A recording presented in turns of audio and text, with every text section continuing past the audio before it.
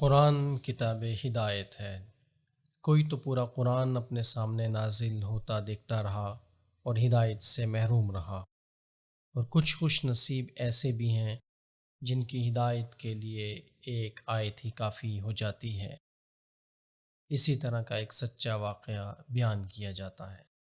مصر کے مشہور صحافی اور ادیب محمود مصری روایت کرتے ہیں، میں کئی سال تک فرانس میں مقیم رہا اور اپنے ملنے والوں سے ایک ڈاکٹر کی تعریف و توصیف سنتا رہا۔ شرافت، راست بازی، روشن خیالی، اعلیٰ ظرفی اور اخلاص مندی، کریم النفسی، مہمان نوازی، غرض کوئی بھی انسانی وصف ایسا نہ تھا جس سے میرے ملاقاتی انہیں نسبت نہ دیتے ہوں۔ میں سمجھتا بیماروں پر ان کی شفقت عام ہوگی، مگر تعجب ہے کہ بیماروں سے بڑھ کر تندرست ان کی محبت کے مریض لگتے تھے۔ ڈاکٹر صاحب کا نام غرینیا تھا۔ وہ فرانسیسی پارلیمنٹ کے رکن بھی تھے۔ یہ ان کی ہر دل عزیزی کا واضح ثبوت تھا، لیکن لوگوں کا کہنا تھا کہ ڈاکٹر کی نیک دلی اور صاف باطنی اس اعزاز سے بہت بلند ہے۔ چنانچہ پارلیمنٹ کا ماحول اور اس کے ارکان کا عمومی کردار، کھوکھلی تقریریں انہیں راس نہ آئیں۔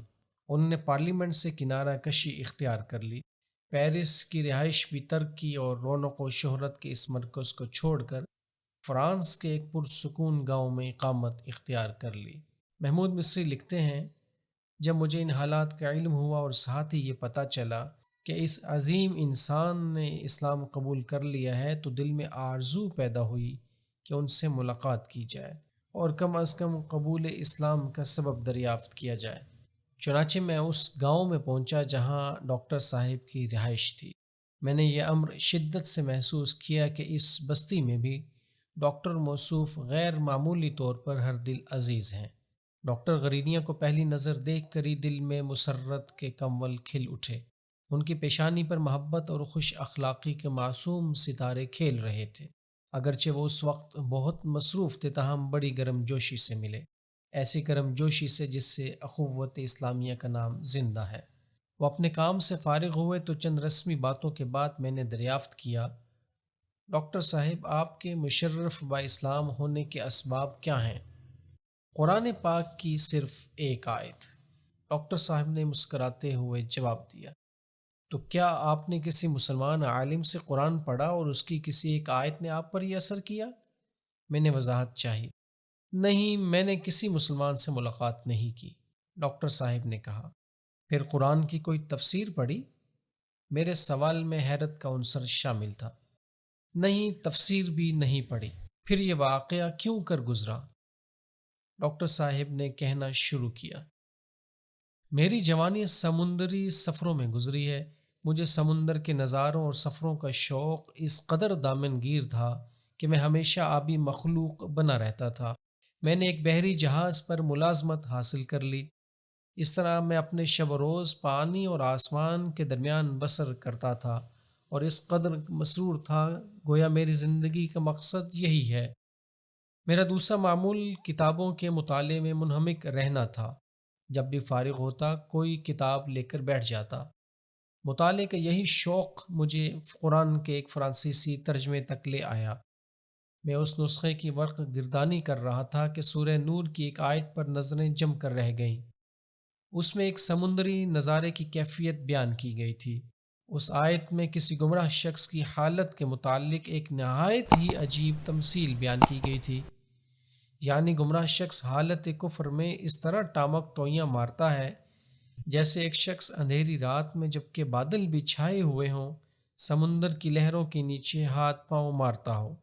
اس کی مثال ایسی ہے جیسے ایک گہرے سمندر میں اندھیرا کہ اوپر ایک موج چھائی ہوئی ہے، اس پر ایک اور موج، اور اس کے اوپر بادل، تاریکی پر تاریکی مسلط ہے۔ آدمی اپنا ہاتھ نکالے تو اسے بھی نہ دیکھنے پائے۔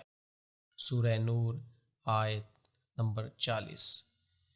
جب میں نے یہ آیت پڑھی، میرا دل تمثیل کی عمدگی اور انداز بیان کی واقعیت سے بہت متاثر ہوا، اور میں نے خیال کیا کہ محمد صلی اللہ علیہ وسلم ضرور ایسے شخص ہوں گے جن کے دن اور رات میری طرح سمندروں میں گزرے ہوں گے۔ لیکن اس خیال کے باوجود مجھے حیرت تھی اور پیغمبر اسلام کے کمال اسلوب کا اعتراف تھا کہ انہوں نے گمراہوں کی آوارگی اور ان کی جد و جہد کی بے حاصلی کو کیسے مختصر مگر بلیغ اور جامع الفاظ میں بیان کیا ہے۔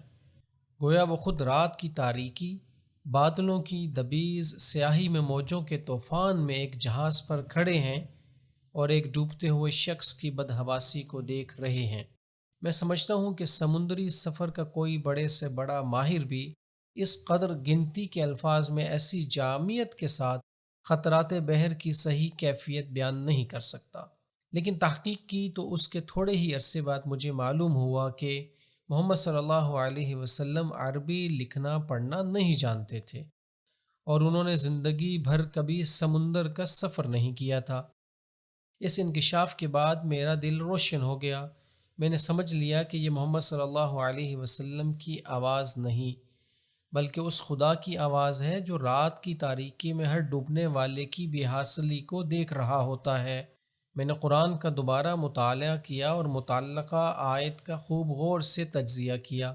اب میرے سامنے مسلمان ہوئے بغیر کوئی چارہ ہی نہ تھا، چنانچہ شرح صدر کے ساتھ کلمہ پڑھا اور مسلمان ہو گیا۔